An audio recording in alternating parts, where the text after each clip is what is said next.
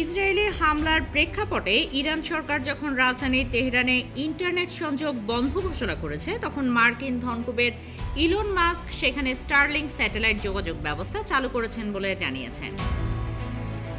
শনিবার সকালে micro blogging site এক্সে এক পোস্টে মাস্ক লিখেন, দ্য বিমস আর অন, অর্থাৎ সংযোগ চালু হয়েছে।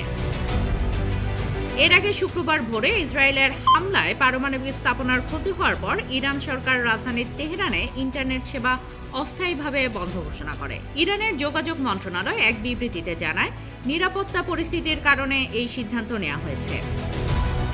ইন্টারনেট বন্ধ থাকায় দেশটির সাধারণ মানুষ আন্তর্জাতিক সংবাদ ও তথ্যের উৎস থেকে বিচ্ছিন্ন হয়ে পড়ে। এ অবস্থায় স্টারলিংকের মাধ্যমে বিকল্প ইন্টারনেট সংযোগ চালু করেন ইলন মাস্ক।